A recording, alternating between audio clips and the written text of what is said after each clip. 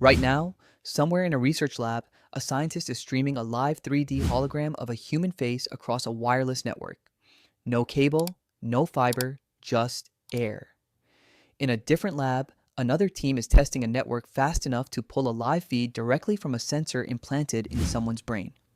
Neither of these is science fiction. Both are real experiments happening today, and both depend on a technology that doesn't officially exist yet: 6G. You've heard the term. Maybe you rolled your eyes because 5G was supposed to change everything and mostly just gave you a slightly faster TikTok load time. So, why is nearly every government and telecom company on Earth already racing to build the next one? Because 6G isn't really about your phone, it's about everything your phone can't currently talk to. I'm going to walk you through exactly what 6G is, what it's actually capable of, who's spending billions to build it first, and why the answer to that last question might matter more than the technology itself. Stick around, because by the end of this, you'll understand why 2026 is being called the year the real 6G race begins. To understand why 6G matters, you first need to understand why 5G let you down. 5G was pitched as the network for self-driving cars, remote surgery, and smart factories. In reality, most people just got a marginally faster version of 4G. The reason is physics. The ultra-fast frequencies that make 5G's biggest promises possible barely travel a few hundred meters and get blocked by walls, rain, even your own hand. So carriers mostly deployed the slower, more reliable frequencies instead, the ones that behave a lot like 4G. The industry itself admits this. Roughly halfway through the global 5G rollout, there's a widespread sense in the industry that overpromised performance never delivered, and the game-changing applications 5G was supposed to unlock simply never showed up. Billions were spent on spectrum and towers, and the return never matched the hype. That's the backdrop 6G is being built against, and this time, the people designing it say they've learned the lesson. Strip away the marketing, and 6G comes down to three ideas. First, raw speed. The ITU's 2024 vision for 6G target speeds up to 10 times faster than 5G, fast enough to support real-time holographic teleconferencing, the kind of beam a 3D version of a person into the room, tech you've seen in movies. Some projections push even further, with peak data rates theorized to reach 1 terabit per second, a massive leap from the 100 to 1000 megabits per second, typical of 5G. Second, density. 6G is expected to support connection densities of up to 100 million devices per square kilometer. That's not for phones. That's for a world where your fridge, your car, your streetlights, and literally every sensor in a factory are all online simultaneously. Third, and most important, 6G is being designed as an AI native network. It's not just a dumb pipe carrying data faster. It's a network with artificial intelligence built directly into its core, managing traffic, predicting failures, and optimizing itself in real time. Industry estimates suggest a large share of 6G infrastructure will lean on AI and machine learning for autonomous network management by the time it matures. Put simply, 5G made things faster. 6G is trying to make the network smart enough to run itself, and fast enough to carry things we've never been able to transmit wirelessly before. Here's where it gets genuinely strange. Holographic communication.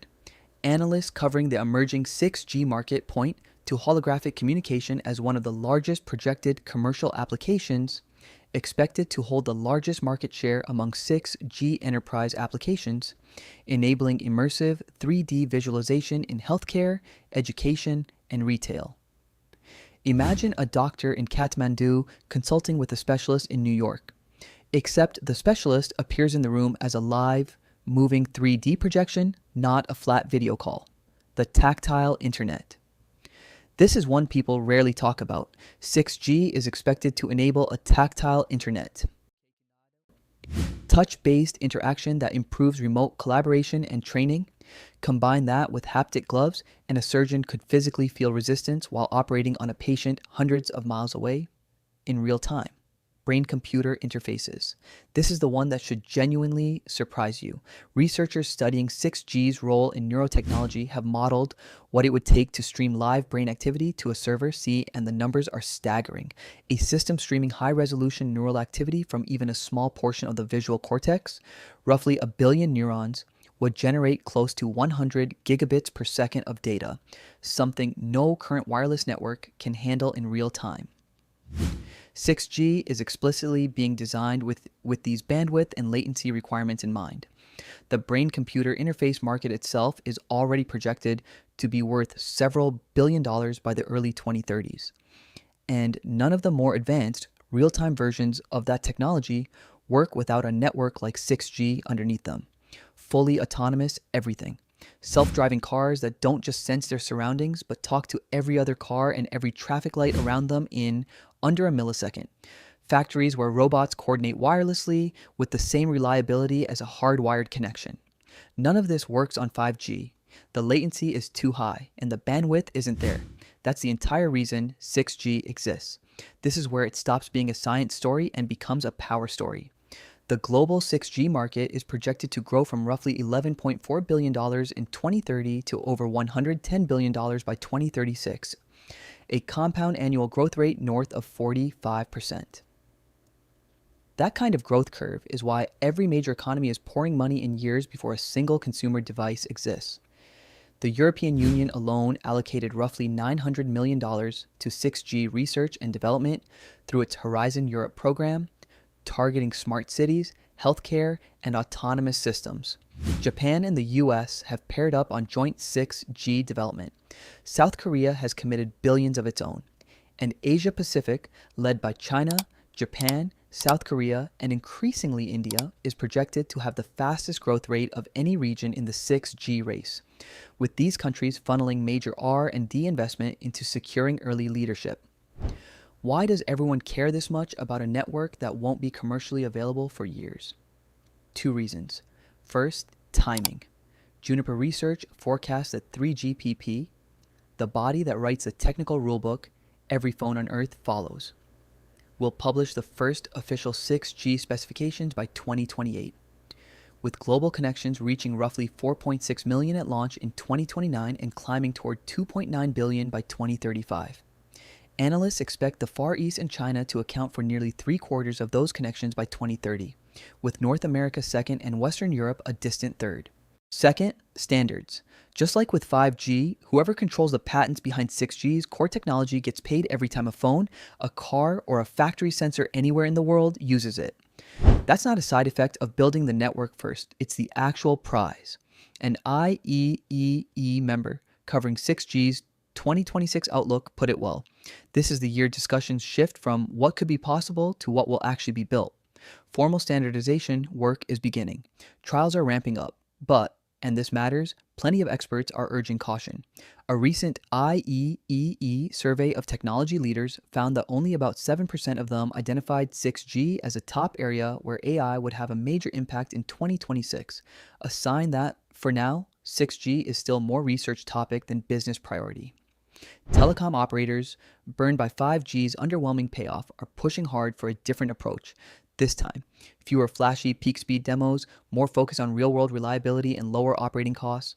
There are real physical hurdles too. The ultra-fast frequencies 6G depends on are notoriously fragile, blocked by walls, weakened by humidity, requiring far denser networks of transmitters than anything we've built before. Energy consumption is a genuine concern, since more processing power and more infrastructure means more electricity draw at a moment when the world is already straining to power AI data centers. None of that erases the underlying breakthroughs. It just means the gap between this works in a lab and this works for a billion people is where the real race is happening. Here's the pattern worth remembering. Every generation of wireless technology has quietly rearranged who holds power in the world. 2G built European telecom giants. 3G and 4G built the American app economy, Uber, Instagram, an entire industry that didn't exist a decade earlier. 5G was the first time that pattern started shifting east. 6G isn't just going to make your phone faster. If even half of what's being built right now, holographic calls, real-time brain-linked devices, fully autonomous cities, makes it out of the lab, it will change what's technically possible for the human body and the built world. Not just for your data plan. The countries spending billions right now aren't guessing. They're positioning for a network that won't just carry more data, it'll carry capabilities we've never had before. So here's what I want to know from you. If 6G really does make things like real-time brain-computer interfaces and holographic presence possible, is that a future you're excited for or one that scares you a little? Drop your answer in the comments.